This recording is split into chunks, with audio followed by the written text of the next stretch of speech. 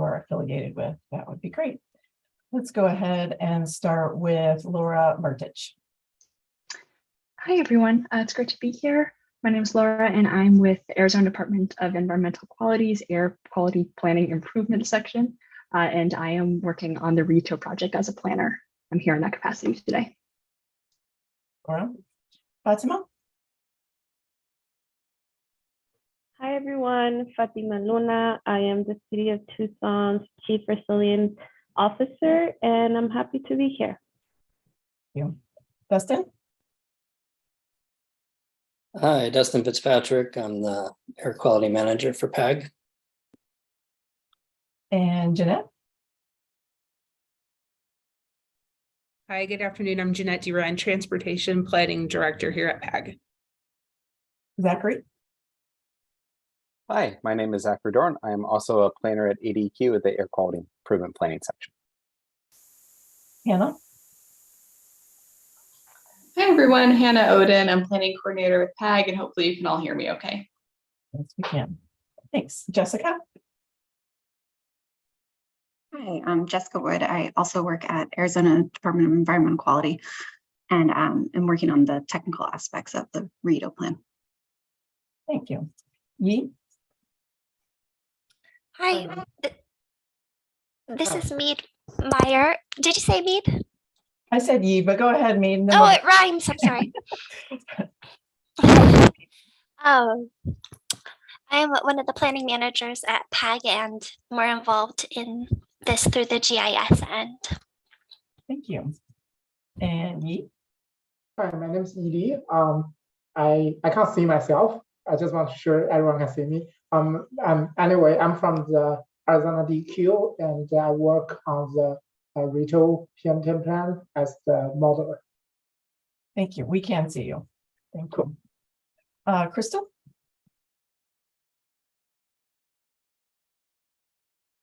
Crystal's she's our admin person that runs the meeting from the backside, so she probably doesn't have her microphone on. Okay. Brianne.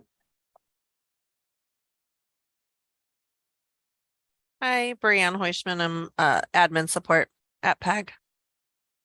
Alexandra. Hi, good afternoon. I'm with the town of Oro Valley. I'm a planner and work on our current range items here at the town. Thank you. Jackie. Good afternoon. My name is Jackie Ronstadt. I am the compliance manager for Pima County Department of Environmental Quality. Thank you. And Karen. Oh, we cannot hear you, Karen. Might have a microphone problem again. I'll come back to you.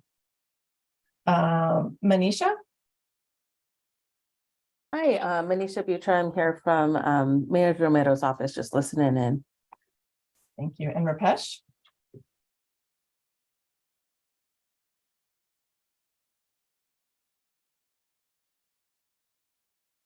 We cannot hear you either, Rupesh, if you're speaking. No sound is coming through.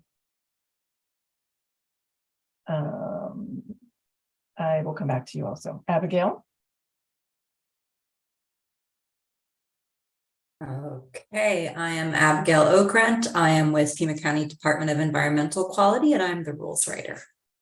Thank you. And Michael? Michael Catanzaro, City of Tucson Energy Manager. Thank you. And Paula? Paula Bloomer, Town of Marana Environmental Project Manager. Thank you. Want to give it another shot, Karen? Sure. Can you hear me now? Yes. Okay.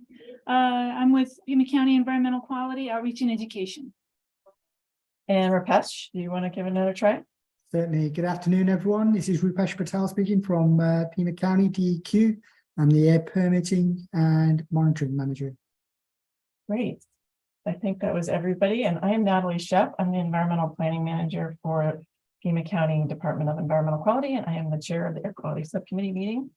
So we will move on to the next agenda item, which is the in-kind form, and Hannah will read this slide for us. All right, thank you. So regional planning efforts are enhanced by recording time donated by attendees, volunteers, and participants. PAG collects data on the time dedicated to meetings and activities to apply for use as matching funds for grants and federal dollars. So if you are paid with federal dollars, then please let us know now. Time spent in preparation for this meeting will be estimated by PAG staff who are knowledgeable of the agenda and meeting materials. At the conclusion of this meeting, the session report will automatically calculate your time spent in this meeting. Time spent working on PAG and RTA initiatives, programs, and special projects may also be eligible for consideration for matching funds. Thank you so much. We're going to go on to agenda item number 3, which is the Rito PM10 non-attainment area state implementation plan development. And we are going to have ADQ staff provide an update on the SIP development plan for the Rito PM10 non-attainment area. I think maybe Laura, you'll get started with that, or right? I will, yeah, I'll go ahead and share my screen.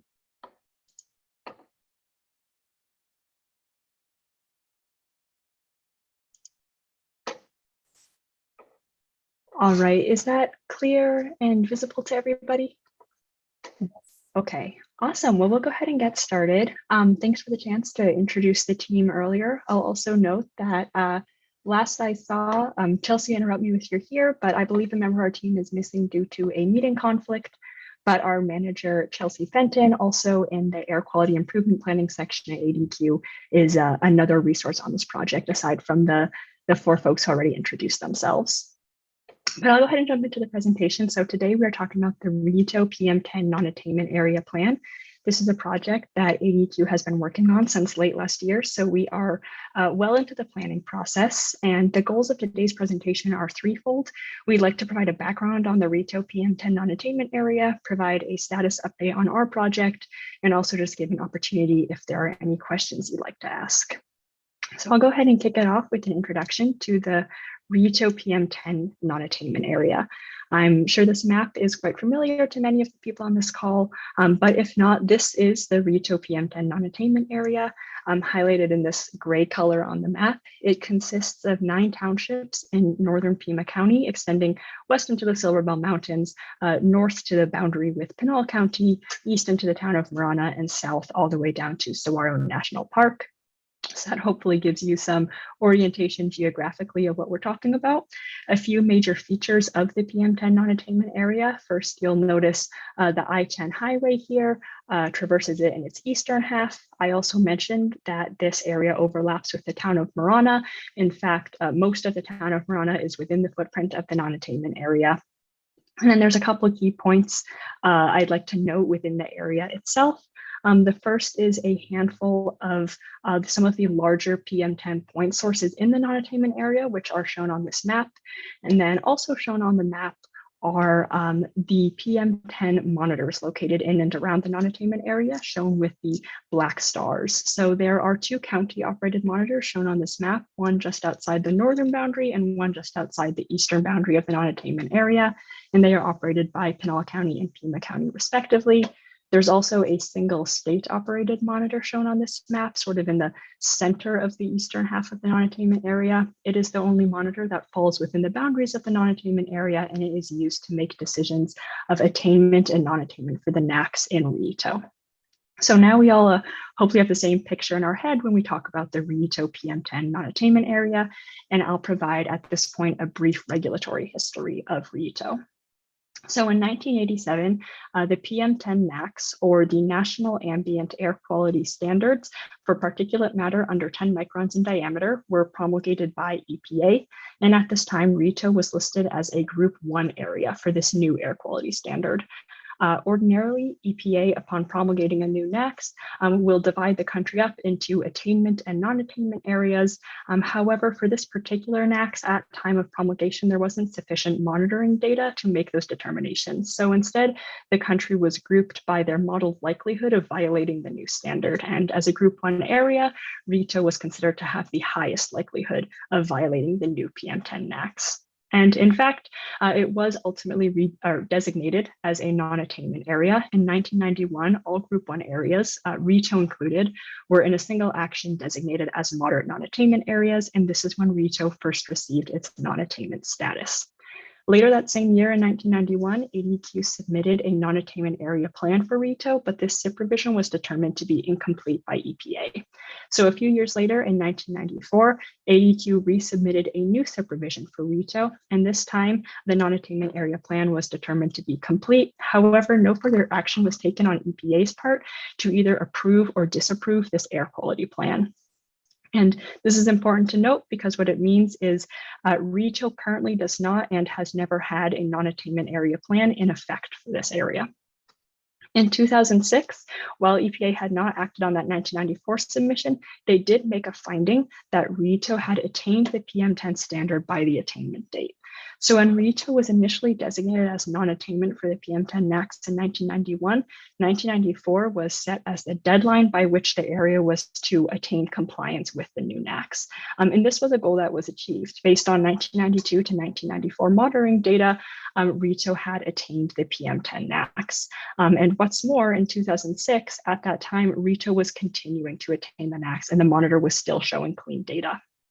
So it's important to note here, this is not a redesignation to maintenance. The area was still in non-attainment as it had not met all criteria for redesignation. However, because it was showing clean data at the monitor, EPA substantially lifted the planning obligations for the area.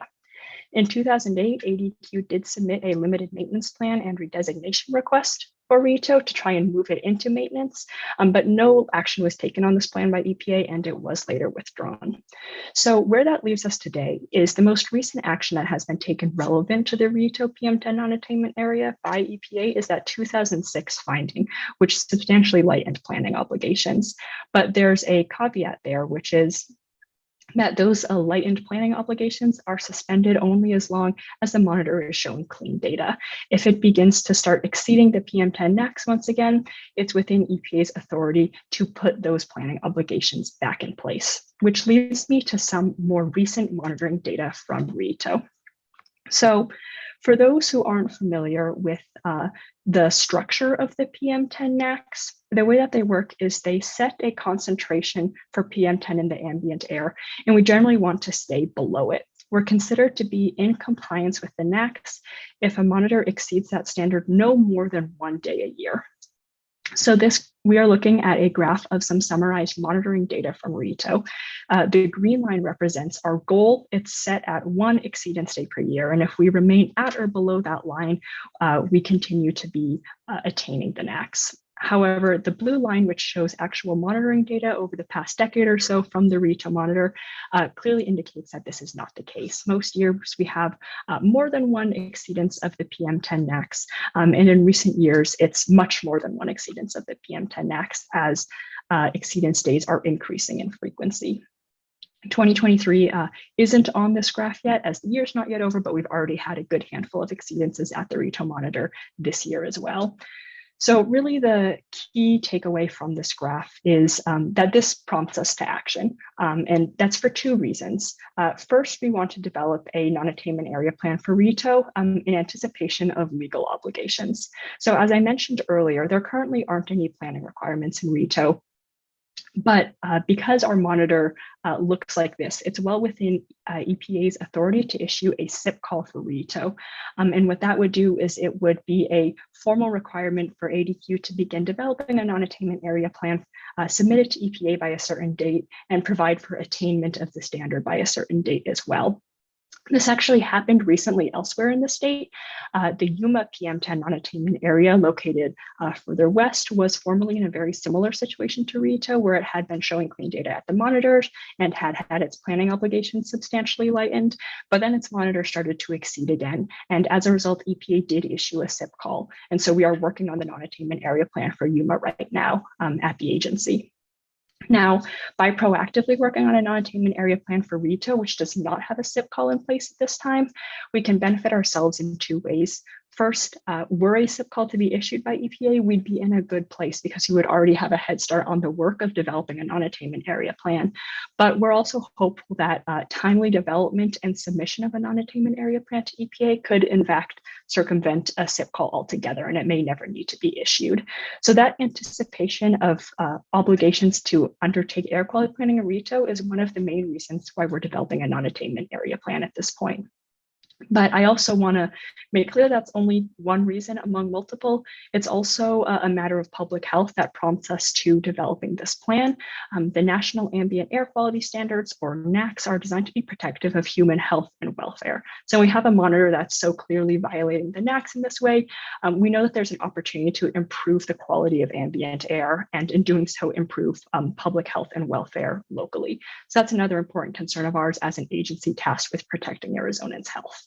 So we have begun this non-attainment area plan, and I'll now speak a little bit to the contents of that plan and the specifics of what we're undertaking. So air quality plans at the state level take the form of SIP revisions. The SIP, or State Implementation Plan, is a collection of all of the regulations and permit programs and other measures that the state uses to manage air quality within its borders. And when we submit a non-attainment area plan, which is the particular type of SIP revision we're developing for RETO, there are a few key components of the plan that we'll be including. First, we're going to develop an emissions inventory of PM10 sources in the RETO non-attainment area. Second, we will be evaluating those sources. We'll be conducting source apportionment modeling, which helps us determine which sources are most directly contributing to the exceedance of the NAQS that we observe at the monitor. Third, once those relevant sources are identified, we'll be enacting permanent and enforceable control measures on their PM10 emissions. And then finally, we'll return to our air quality modeling tools that we used earlier, and we'll demonstrate the effectiveness of the control package that we've chosen to provide attainment of the standard by an attainment date. This is all then wrapped up in a large plan, or SIP revision, which is drafted by AEQ, but then approved by EPA. And if approved, the plan becomes federally enforceable. So that is sort of the process of a SIP in general. In specific, I'd like to share where we are with RETO in particular. So right now, our efforts are concentrated in a couple of different areas. First, we are currently drafting and receiving review on some of our preparatory documents for this SIP revision. I'll speak first about our SIP development plan and inventory preparation plan. So our SIP development plan, or SDP, is a document that lays out our general approach to the SIP and explains how we will meet each of the required elements that a non-attainment area plan must include. Our inventory preparation plan, or IPP, describes the methodology that we'll use to assemble our emissions inventory, such as the data sources that we'll use or the assumptions that we'll make. I believe the last time we spoke to PAG, both of these documents were still being drafted, but now they've both been reviewed, they've had comments incorporated, and they're complete. So that's a recent success on this project. We're also now currently drafting our modeling protocol, which is a document that lays out the approach and assumptions for our air quality modeling. I believe that this was not yet underway when we last spoke to PAG, but now we are midway through drafting it. A second area where we've been directing our focus on this project is the meteorological and ambient air analysis. This is an early output from technical staff that analyzes the meteorology and conditions on exceedance days in the non-attainment area, and that was recently completed as well. Third, we're working on updating an emissions inventory from previous planning efforts. So there has been planning going on in RETO over the past few years that has produced an emissions inventory. However, the most recent emissions inventory uses a base year of 2014, which is nearly a decade out of date and not a solid foundation for planning going forward, just due to how far back it is. So we're currently working on updating that emissions inventory to have a base year of 2020. And this is really foundational for future steps of the SIP. Kind of as I alluded to on the last slide, our emissions inventory feeds directly into our source apportionment modeling to help us determine important PM10 sources in the area. And then our source apportionment modeling leads directly into our analysis to develop reasonable controls for RETO. So a lot rests on this emissions inventory, which is why we need to update it and why it's a focus of our work right now. And then a fourth area of focus for us at this time is outreach to regulatory partners, the community, and the public. So we've already held some one-on-one meetings with a couple of stakeholders, both regulatory partners and the regulated community. And then we also earlier this year were generously hosted by Marana to hold a town hall to inform the public about the work that's going on in RETO. And then in particular, recently, our outreach has taken the form of working with regulatory partners to help develop our emissions inventory. Local stakeholders are a really critical part of emissions inventory development because they are often able to provide us with activity data or other information that helps us assemble the inventory. So that's been a particular theme of our outreach recently. Now, in terms of what's coming up on the horizon, some of our near-term goals include continuing the emissions inventory and completing the assembly of it.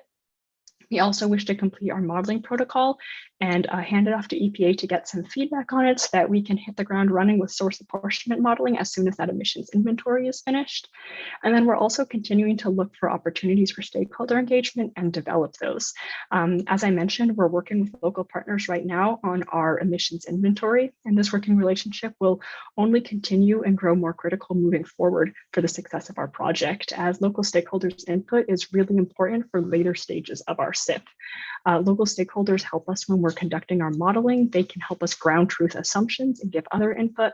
And then once we're conducting an analysis of control measures for the area, we aim to identify control measures which are technologically and economically feasible. And on the ground input on what controls sort of meet those requirements is something that we rely heavily on our local stakeholders for. So that engagement opportunity is ongoing. We also, as I mentioned, held a town hall in the area earlier this year, and we plan to continue doing so and giving open opportunities for participation from the public throughout the SIP development process. And I'll note at this point that we're happy to take feedback from any of the folks on this call. If there's a particular point in the SIP planning process where a town hall or some other form of update would be particularly useful to either you or your constituents, you're always welcome to reach out, and we're happy to work with you on those requests and hold presentations such as this.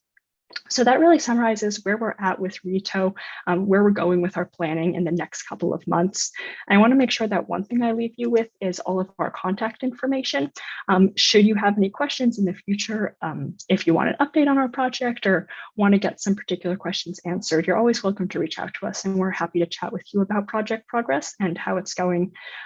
But for today, I think we're happy to answer any questions in person that you may have as well. So at this point, I'll thank you all for your time during this presentation, and I'd be happy, along with the rest of the team, to speak to any questions you may have. Thanks, Laura. Does anybody have any questions? Justin? Yeah, hi, Laura. I know the regional HACIP is going to have some control measures that would apply to the RETO area. Is there opportunity to see if there's some overlap there where the regional haze control measures would count toward some of the RACM in the RETO area? Yeah, absolutely. So our recent regional haze non-point rules establish some controls on dust specifically on unpaved access points to roads and certain construction sites as well. And now the regional haze program is designed to protect Class 1 areas like Saguaro National Park. And the entirety of the RETO area does lie close enough to Class 1 areas that these new non-point rules will be enforced throughout the RETO non-attainment area. So when we go to model attainment for a future year, the impact of those controls will be taken into account. That regional HACIP hasn't been approved yet, is that correct? So the non-point rules in our state rules are in place. Okay. Anybody else have any questions? I had another question on the PDQs monitor on Orange Grove. I previously had thought that was within the RETO boundaries. I'm not sure if it makes any difference in terms of what monitors are located in there. But it's, I believe, right on the edge of it, on the western edge of it, or eastern edge of it, I mean. Yeah, it is quite close to the boundary. In their 2006 finding of attainment by the attainment date, EPA did identify the RETO monitor as the sole monitor that's used in this area, though, for making attainment, non-attainment determinations. So that's where that information comes from. Oh, gotcha. Thanks. Sure. Yeah, sure. I just had a question. Do you have any idea why why it went from being fine, the data looking fine, to spiking? Any thoughts on that? I know you haven't done the emissions inventory yet, but do you have any theories on that? Yeah, it's a great question. We aim not to speculate. It's a data-driven process. So we are guided by our emissions inventory and our source apportionment modeling. We're going to use that to identify what potential source sectors may be responsible for that uptick that we see. But we'd be happy to share with you findings as the emissions inventory wraps up. Thanks. Of course, thank you. Anyone else have any questions for Laura? All right, thank you so much for the information. We really Thank you appreciate thank you very much for the opportunity to share. Okay, well, we will go on to our next agenda item, which is the Regional Greenhouse Gas Emissions Inventory. PAG staff, I believe that will be Dustin Fitzpatrick, will present on the draft Regional Greenhouse Gas Emissions Inventory for review and discussion. Go ahead, Dustin. Great, thanks Natalie, thanks Laura for your presentation. So I'll be given a review of the Regional Greenhouse Gas Inventory that PAG is conducting and that we sent out the week before last for everybody to review.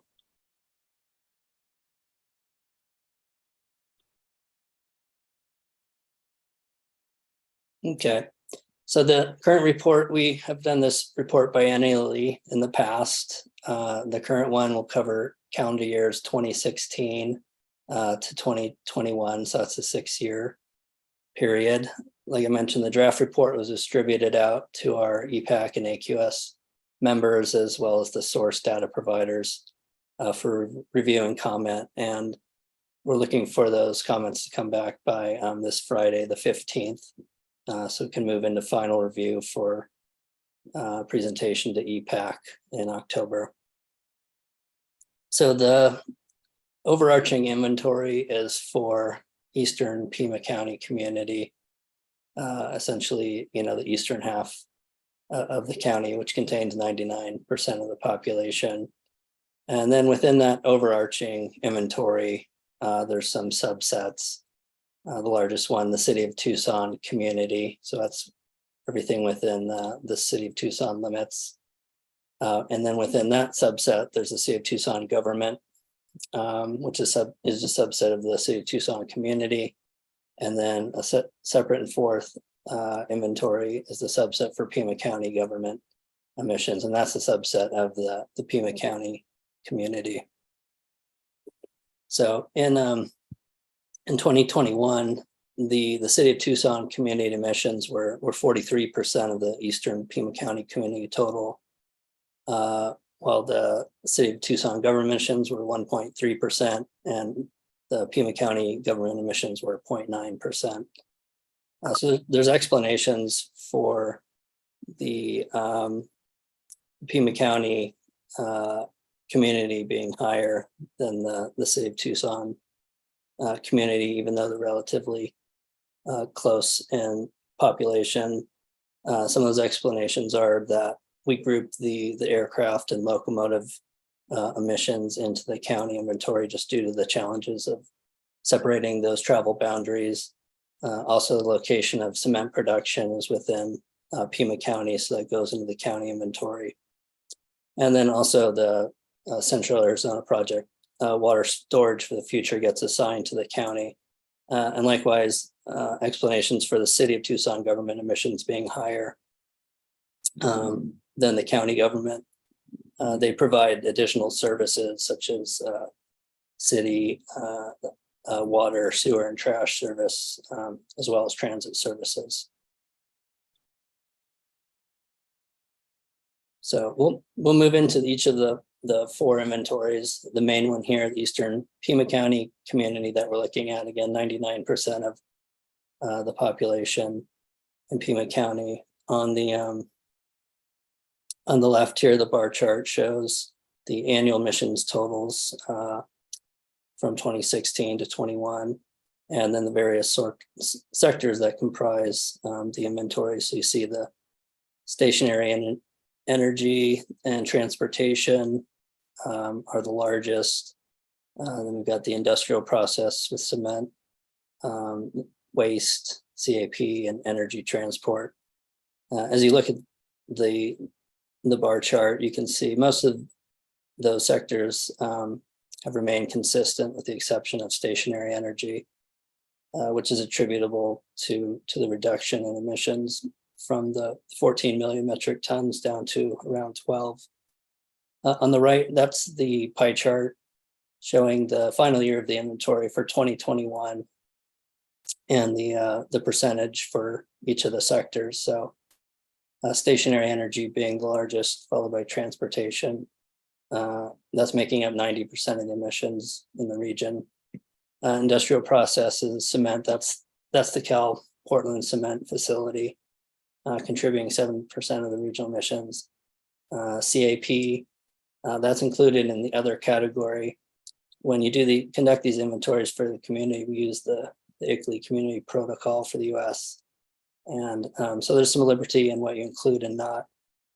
This is included basically to account for the transport of our water through CAP, 300 miles and 2,500 feet uphill is going to result in additional emissions compared to local groundwater pumping. Waste is small, and then energy transport make up the remainder. So we'll go through the inputs. This is the stationary energy sector. So it's broken down into residential, commercial, and industrial. On the right side there, that's the percent change in energy use over the years. So most have stayed pretty consistent as far as electricity. The largest increase was in industrial use of natural gas. And then these are the corresponding emissions for each of the stationary energy categories. So again, you can see with the fossil fuel combustion, that's natural gas. It's been pretty consistent with the exception of the industrial increase, which increased emissions 61%. However, with the grid supplied electricity, you see some pretty significant reductions. A third of the emissions compared to 6 years ago. And that's just resulting from the shifting from the more carbon intensive use of coal for electricity generation to more natural gas and increasing renewables as well. These are the inputs for transportation. The calculation of the transportation emissions was one of the more significant changes in this inventory over previous years. In the past, we had used the EPA's MOVES model, the Motor Vehicle Emission Simulator, to take account for vehicle registrations, the age and different types of vehicles, the modeled vehicle mile traveled within our region, to come up with the output of the different various pollutants. A lot of the times those are geared toward criteria pollutants because it's challenging. Not every gallon of fuel burned results in the same amount of criteria pollutants, depending on what type of vehicle. However, with fuel, it's more straightforward. And last year, the FHWA proposed a new national performance measure for greenhouse gas emissions for on-road highway vehicles. And the methodology for calculating those emissions is simply to take the fuel sold in the state and multiply it by emission factor per gallon of, say, gasoline or diesel. So it's a much more straightforward calculation, gives you a closer number than the MOVES modeling. So to collect that data, we use the HERF data, the Highway User Revenue Fund, that requires tracking the sales of fuel for tax purposes. And that includes on-road gasoline and diesel fuel, and non-road diesel and aircraft aviation gasoline. So by requesting those records, you can see that we use about almost 400 million gallons of gasoline in the region, 50 to 60 million gallons of diesel. With the CNG, we are able to pull that out of the data provided by Southwest Gas. They track the fuel that's sold just for transportation purposes. That's usually the transit fleets. For the aircraft Jet A fuel, we requested records from Davis Mountain Air Force Base and Tucson International, along with Marana and Ryan Airfield, where they also use jet fuel. The locomotives, that data came from Union Pacific. So you can see the changes. There's an increase in CNG. More buses are getting converted over. It's been an increase in on-road diesel. And another caveat, a lot of the non-road diesel goes toward mining for the mining trucks. So non-road is construction equipment, off-road vehicles, things like that. Okay, again, this is the overall county inventory. The transportation emissions remaining pretty consistent, only a 2% change. This is even, despite increased fuel economy for vehicles, there's been a shift toward trucks from cars, which has offset that a bit. Locomotives are increasing just because that's becoming more utilized. Okay, waste inputs. We gather data from the landfills in the region. A lot of these are reported through EPA directly. So pretty easy to ascertain those calculations. Speedway recycling is one of the exceptions. They're mostly collecting inert material, but we count for the percent that's not inert. For wastewater reclamation, you can see the population served by the county system has increased over this time period, and the folks on septic correspondingly have decreased. Let's take away from that. With the digester gas, the county's converting over in 2022. They converted over to system to put that back into the pipelines as renewable biogas.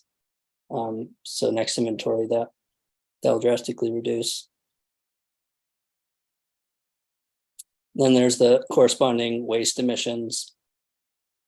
The solid waste disposal showing a big drop.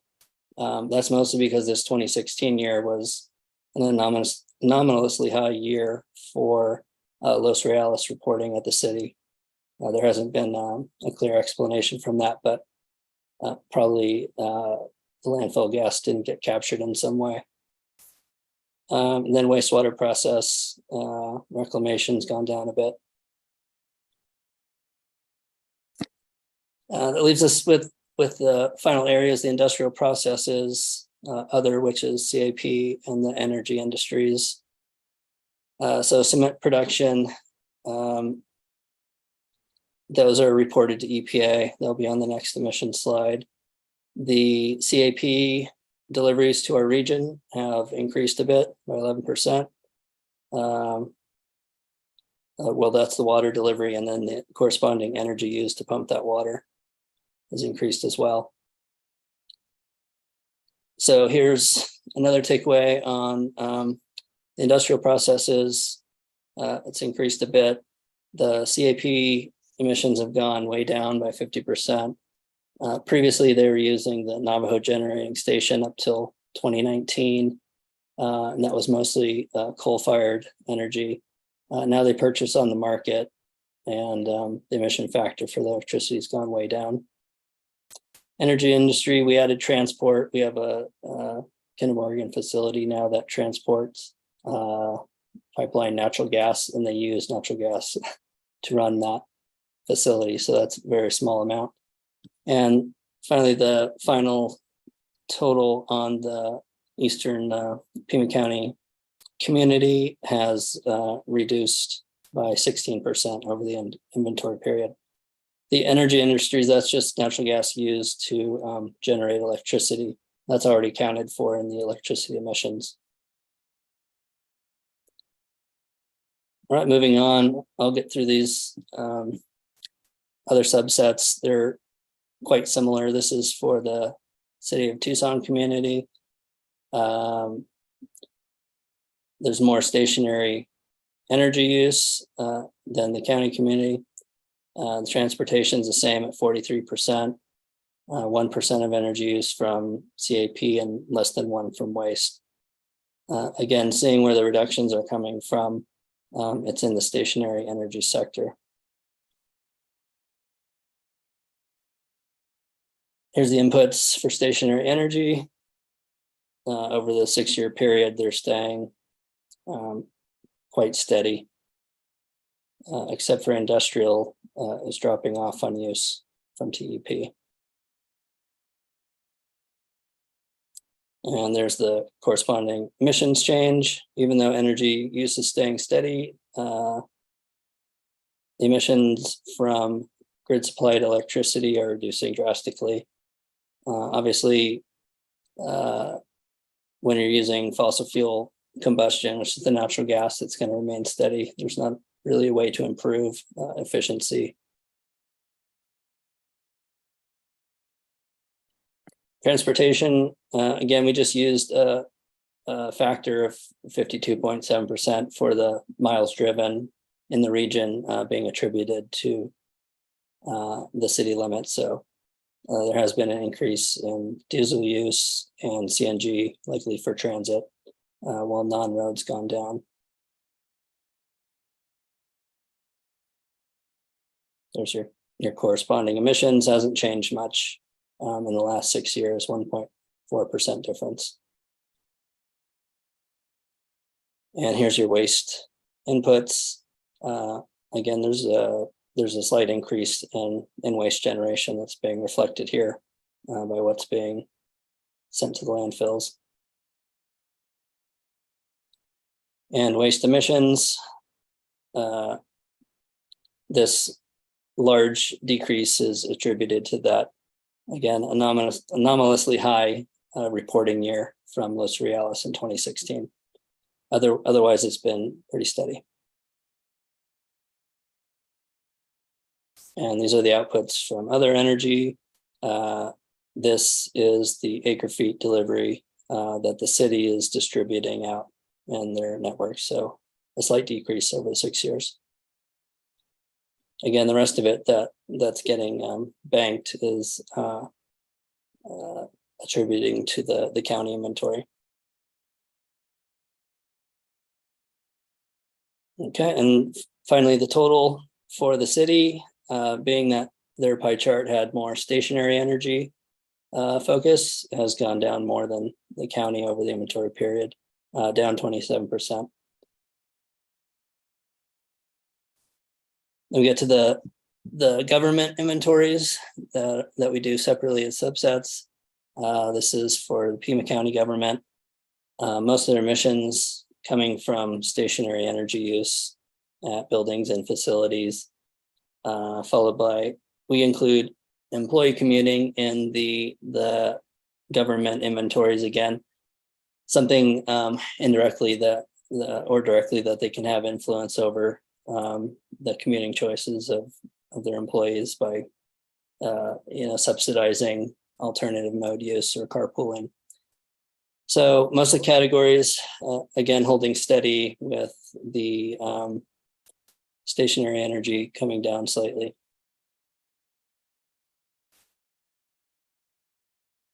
So here's the energy use. Energy use has gone up, but you see the emissions came down due to cleaner energy.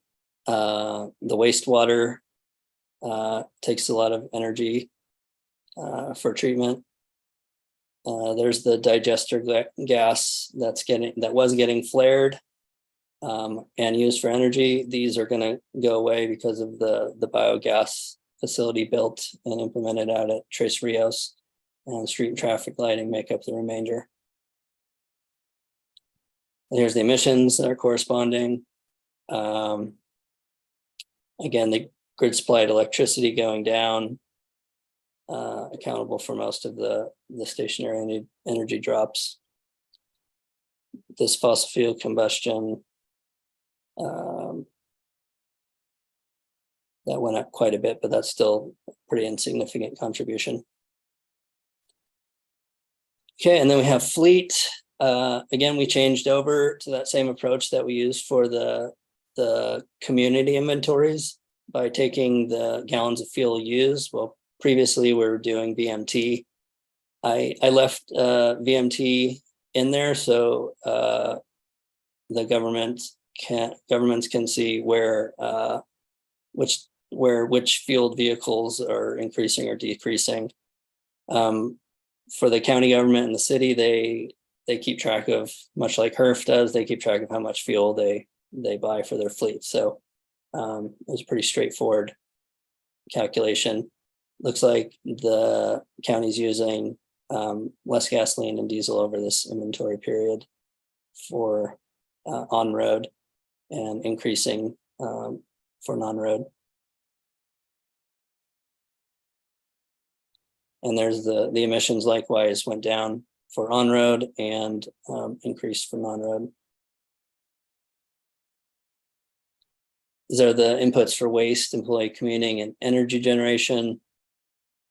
Again, the population served by the treatment plants has increased quite a bit in the last 6 years. Looks like adding more people onto the system. Employee commuting's gone down 2%. And we also show the energy generation from solar, just to show what's being avoided in emissions that would be otherwise purchased from non-renewables.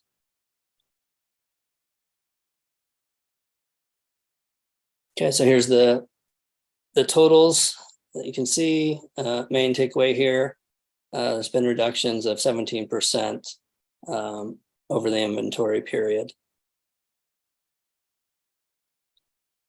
And the city of Tucson government, pretty similar picture, 73% stationary energy, 6% employee commuting, and a larger emission attribution to fleet use.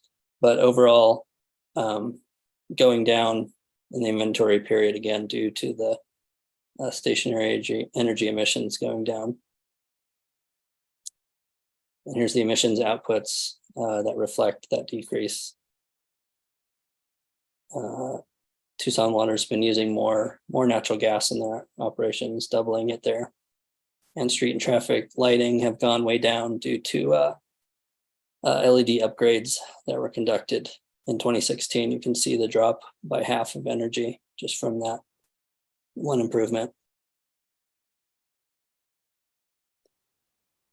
Same story for stationary energy, emissions going way down for electricity.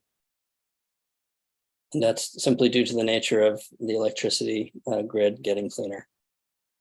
So fleet inputs also kept the miles per year to see what vehicles are using what fuel, but went to the gallons per year to calculate the emissions from their fleet.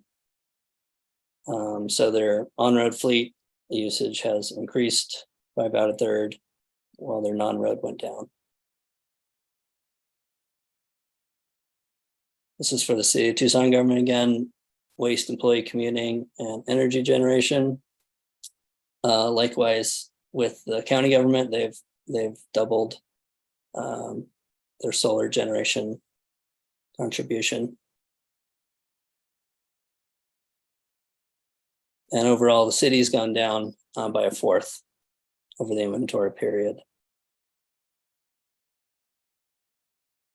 Okay, so that's all the technical, the inputs and outputs that we came up with, what went into it. The next steps here, we're going to get comments back. I've received a couple already from AQS and EPAC and the source data providers. We'll need those by Friday.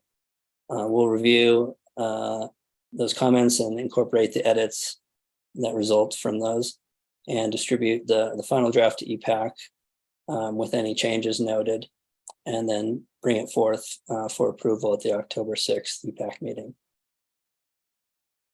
So I'm happy to take any questions, comments on the report that you have. Thanks, Dustin. I just have one question. Did I miss that you, in your pie chart for the county operations, did you put the wastewater energy in that pie chart?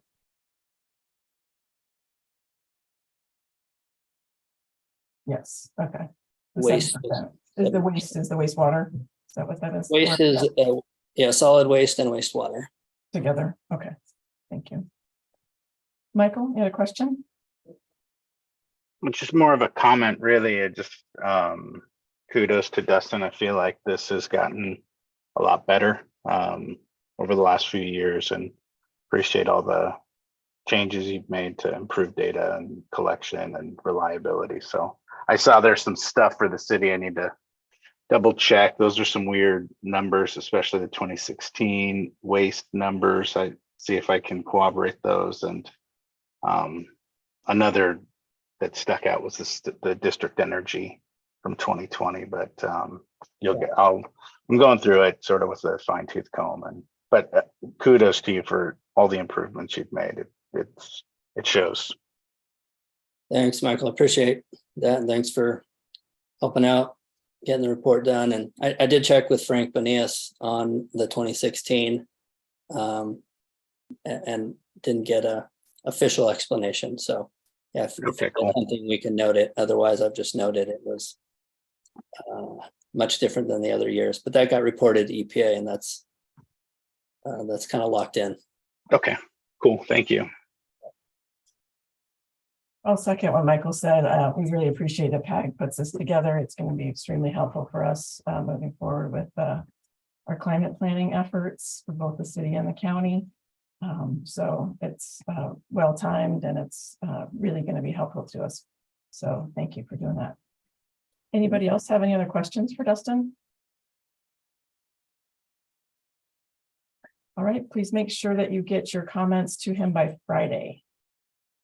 And I think that we will move on to the next agenda item.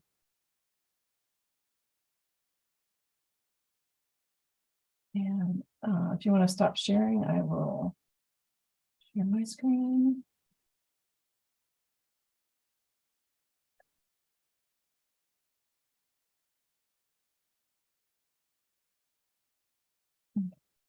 So next agenda item is going to be about the Pima County Climate Pollution Reduction Plan. So the Inflation Reduction Act was passed by Natalie, yes. Real quick, you're sharing the wrong screen. We're not seeing your full slideshow. Okay, let me try again. This happened to me last time I was on Zoom, so I'm going to just try to play it, and then I'm not sure. You just saw the PowerPoint? Yeah, we saw it in edit mode with the slides on the left, so we just want to see it full screen. Yeah, and this happened to me last time, but I don't know what I do wrong there. Do you have it set up on dual screen right now with the full screen on one side and the other on the other screen? Let me try this one though. I'm seeing two different screens. And hold on a second. Are you seeing it now? Nope.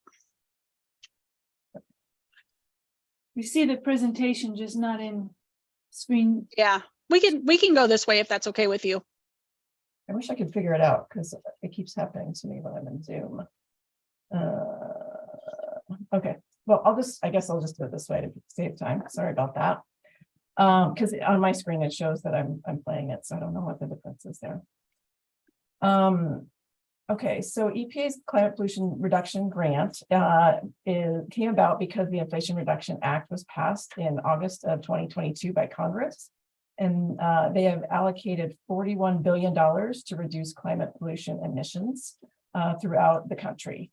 $5 billion of those dollars is allocated to states, tribes, and local governments to support efforts to develop and implement strong local greenhouse gas reduction strategies.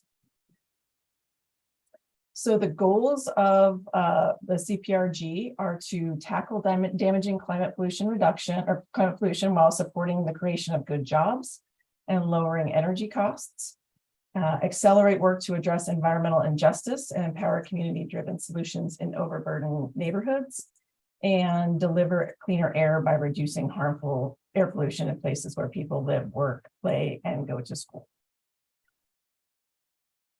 So we are now in phase 1 of our planning grants. And so $250 million in non-competitive four-year planning grants have been given to 47 states. Each state is being given $3 million. And then the 67 largest metropolitan statistical areas are getting $1 million to develop plans to reduce greenhouse gas emissions. So Tucson and the Phoenix metro area are the two cities, counties that are getting the MSA funds. And so the state plan is being led up by Governor Hobbs's Office of Resiliency. Maricopa Association of Governments is leading up the Maricopa MSA plan, and the Pima County Department of Environmental Quality is leading up the Pima MSA plan. Excuse me, Natalie? Yeah. I don't think your slides are moving not forward. moving? No. Oh, for goodness sakes. Okay, let me try this. Oh, there you go. Oh, is that better? Well, it was on the, yeah, it had moved. Okay, so you can see plan key deliverables now? No, now I see No. the agenda. Okay. I think I'm gonna stop sharing. Sorry. Okay, so can you see the plan key deliverables now? Yes. And can you see the full screen now? No. Okay, so I don't know what's going on there. I'm sorry. Very odd. Okay, well, I'll stick with this then. We're in the next one. You're not in presentation mode is what I'm being told. So Natalie, if you uncheck the use presenter view, it's right under the Acrobat menu option. Your cursor, move it. If you go up, yep. Are you able to unclick that? Yeah. Will that work? I just unclicked it.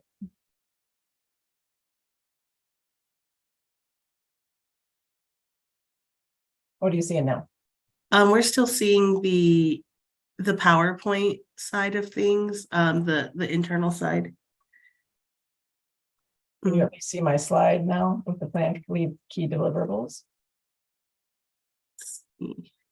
Yep, but it's still in that PowerPoint, the back end side. Okay. It's pretty visible though, so okay. If you want to just click through. I do need to at some point get this figured out so this doesn't keep happening, but as long as you can see my slide that I'm talking from, I guess that will work. Please let me know if it's not advancing. I've got a few more slides. So the key deliverables that we're working on now are stakeholder engagement. So we are going to be doing a considerable amount of stakeholder engagement, especially to low income and disadvantaged communities, because this funding we are being tasked with ensuring that the benefits of implementation are being felt within the low income and disadvantaged communities. So we are going to be doing a considerable amount of stakeholder engagement with them. The city of Tucson has done a lot of stakeholder engagement within the city already for their climate action plan. So we're going to try to target areas that they didn't reach as effectively as they wanted to, as well as rural and areas outside of the city of Tucson for that engagement. And that will be starting up very soon. And then following up on Dustin's presentation, we will be required to put together a greenhouse gas emissions inventory, including a baseline inventory. So what Dustin presented will likely be the starting point for our baseline inventory. And then we're going to work from that and build it out to projections, targets, and then the quantified emissions reductions as it relates to the measures that we select. We will be doing a low income and disadvantaged communities benefits analysis. We will be doing a review of authority to implement and a review of opportunities to leverage other funding sources. And then ultimately, we're also going to be doing a workforce planning analysis. These are all required elements within the CPRG guidance. As far as reporting goes, this is on it is a 4-year-long grant, but the timing's a little bit interesting. We do have a priority climate action plan that's due on March 1st of 2024 to EPA. And then following up on that, a comprehensive climate action plan will be required, and that's going to be due on June 1st, 2025. And then at the end of the 4-year cycle, we will have a status report that's due on June 1st, 2027. So this is all going to be kind of overlapping with the phase 2, which I will get into now. So phase 2 is going to be the implementation grants. And we have been told by EPA that the notice of funding opportunity for $4.6 billion in implementation grants will be released in September of 2023. So we should expect that information about how we will go about applying for those grants and what will be the types of things that we will be looking to apply for. And those applications will be due on April 1st, 2024. So Sorry, our plan, Natalie, yeah. you want to click on that next slide? Oh, geez. Okay, does that work? Yes. So as you can see, the timing here is really tight. You know, we've got this PCAP that's due March 1st, and then the competitive grant applications will be due April 1st. We've essentially been told that only entities who have participated in the planning process will be eligible to receive implementation grant funds. And thus far, the City of Tucson and Tohono O'odham Nation have committed to working with PDEQ on the plan. But I do just want to stress to everybody here that we are committed to working with all the jurisdictions within Pima County. We have approached all of the jurisdictions about participating in this plan, and we are open to and really do want to be working with all the jurisdictions to ensure that any implementation dollars that are received by our region can really be utilized by all the different jurisdictions, but it will require participation in the planning process in order to be eligible to receive those funds. So just to put this in perspective, this $1 million is part of $250 million, and we're going towards $406 billion that will be competitive, but much, much more money will be available for the implementation grants. So, and then, can you see the slide okay? Yes. Okay, great. So our next steps are to hire staff. At this point, Karen and I are working on this and still working on our existing jobs. And so we do need to hire additional staff to ensure that we can accomplish all of these things we've been tasked with. We will be conducting the stakeholder engagement in the time frame of roughly October to January. And then we will be working with PAG and the State Office of Resiliency on the greenhouse gas emissions inventory, benefits analysis, quantification of the disadvantaged communities benefits analysis. Just to kind of follow up, the State Office of Resiliency, they did receive $3 million, and they're offering to essentially work Pima County into their statewide emissions inventory. So they will be doing emissions inventory work as well. So we'll be working with both PAG and the State Office of Resiliency on the emissions inventory side of things. We do not anticipate doing an emissions inventory in-house at PDEQ because these other efforts are happening. And then we need to be determining other funding sources that can be leveraged. And I'm sure that most of you know that there are many, many different funding opportunities that are being released right now. For example, Pima County and the City of Tucson recently partnered with Trico and Tucson Electric Power on a regional EV charging access partnership grant that would allow us to receive funds to install EV charging stations at city and county facilities like libraries and community centers. And we're waiting to hear about those funds. We haven't heard back as to whether or not we receive those funds. Another funding source that's now in the region is the carbon reduction program, which has been received by PAG and has been worked into their overall work program. And those funds are basically to reduce carbon emissions from the transportation system. And so those funds are going to be funds that we'll need to leverage. We do want to make sure that we're working closely with PAG on how those funds are being distributed and how they're being utilized. At this point in time, we've not had an opportunity to discuss that at this committee. And I think it will be really important to bring that to this committee. ADOT is putting together their strategies for what can and cannot be included, and those will be submitted by November.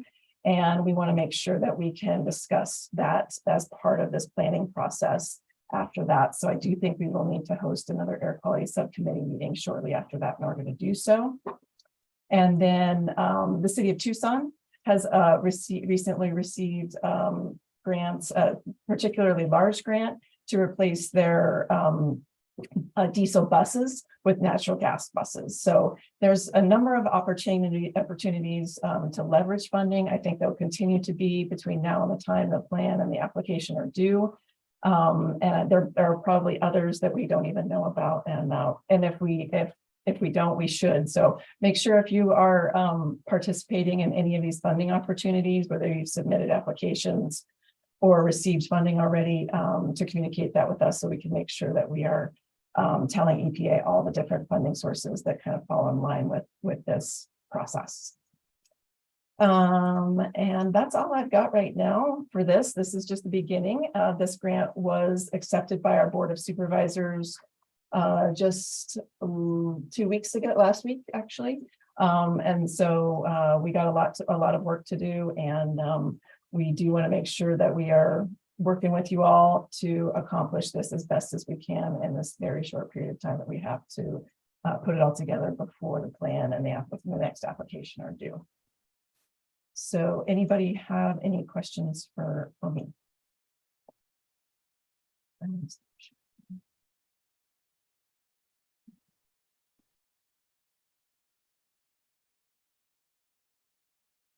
don't even know what you're saying now. Hi, Fatima. Hi, this is Fatima. So quick question just on making sure that we review like some of the options available for the carbon reduction program. So what is the process that these like committee can take to make sure that we take a look at those proposed projects? And I'm new to this committee, that's why I'm asking. Are you speaking in terms of this committee? Yes. Okay. We would have to plan for that. We would have to make sure that we're hosting another, I have been the chair of this committee for about 2.5 years. And in that time, we haven't hosted a meeting. This committee is considered to be ad hoc. And so it's kind of incumbent upon us to request the meetings and ensure that we meet more regularly. I do think this would be a really good forum for review of our plan. Ultimately, the plan will be going to our Board of Supervisors for final review. But I think that since this is a technical committee that serves air quality emissions issues in this region, that I think it would be really great to plan on probably having a meeting sometime at least in the January timeframe, because we will have to bring this to our Board of Supervisors probably by February or early February in order to get it accepted for the March due date. So we really do need to be ensuring that we have more air quality subcommittee meetings. Historically, the air quality subcommittee has been very focused on SIPs and non-attainment area plans that we've had in the past. And so it hasn't been meeting as much since that hasn't been as much of an issue since we've gotten back into attainment with carbon monoxide. But now that we are moving into climate change planning, and that is a different realm that this committee really hasn't focused on, I think it will be important for us to be meeting probably quarterly at least to ensure that all the jurisdictions are involved with this process, and that we really do have a forum that we can be discussing these things in an existing meeting. So I think that's a good question. And then are they suggestions that then are moved up to like a different committee or like memos or recommendations or comments on what it's being proposed, or what is that process? That's again, this is kind of a first for us. So do you have recommendations that we could put down about that process that we can ensure that we incorporate? If you do, please say them now so that we can have that on the record. Yeah, it would be nice if, based on the things that we're reviewing and, just reviewing, if this committee can provide like some sort of, if we have a collective recommendation, that we provide that in writing, so that it's, written and sharing a formal written document. I think that would be good. I know that some subcommittees do that for the city of Tucson. And so that could be a good framework to follow. Great. Are you talking about the climate reduction, the CPRG, the grant, or PAG's, the carbon reduction program? I think just in general, if this committee has recommendations that, right now I'm talking about the PAG's grant, but in general, I do think that it would be good for this committee to have some sort of framework as to, what are the outcomes of this committee? Do we provide recommendations or feedback? And if so, like, when and how and to whom is the best way to go about that? I'm curious, Dustin, do you have any, since you're the PAG lead for this committee, do you have thoughts on that? Yeah, like you said, for the carbon reduction program, after ADOT finalizes its CRP strategy, that's due November 15th. I think it will undergo probably a review by the EPA for 2 weeks or so before it's finalized. After that point, we'll know what's in it. And then that would be the point, like I said, in the beginning of the year, to provide feedback or input on that plan to feed up. And then with respect to the climate pollution reduction plan, since that's a Pima County led initiative, again, we are interested in, this is a regional plan, so it's really important for us to be working effectively with all the different jurisdictions on this. Is there a place that you think we could be meeting more regularly to review some of the components of the plan that we are putting together for this through this committee? Well, the committee sounds like a good place to discuss it. As far as feeding it up at that point, would the purpose be bringing in, you've got 3 jurisdictions, county, the city, and Pascagoula involved in the planning phase, the phase 1, right? And looking to get more. Tohono, okay. Pascagoula is not in. This committee feeds up. This is a subcommittee of EPAC, right? The carbon reduction has an air quality focus, but also an environmental focus. So I think that could just be fed up from AQS and EPAC for, again, input and recommendations that would come out of the committee. Okay. Anybody else have any other questions, comments? Hi, Natalie. I have a question regarding next steps in terms of the EV plans, Pima County's, I can remember the full title. Would there be any overlap in regards to ADOT's efforts to electrify the state and provide charging stations throughout major corridors? Well, the application that I was speaking of is just its own unique application that was submitted by Pima County, but included City of Tucson and the other electric companies, TEP and Trico. I think it will supplement it. It's not part of any plan, the ADOT plan. I know that ADOT has their own plans, and I believe they have their own funding sources for the EV charging stations they're planning to install along the interstate route system in Arizona. So they are separate. I think they kind of complement each other, but they're not related to each other. So a lot of these things are really going to be based on the funding opportunities that are available. And that was a funding opportunity that was available. I think it was from the Department of Transportation.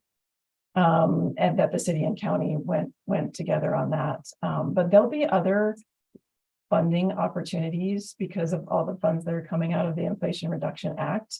And I do think that's this committee, the subcommittee, is another space where we could be kind of talking about these things and bringing those opportunities to the table so that we can discuss them together and try to go about doing these in a more regional way rather than piecemealing them by jurisdiction. So I hope that answered your question. I was not involved in that grant application, so I do have a copy of it. But I was not personally involved. So, and I haven't been involved in necessarily in the ADOT as well, but that's essentially how this has gone about as I understand it. Does that answer your question? Yep, no, that was great. Thank you so much. Okay. Any other questions or comments?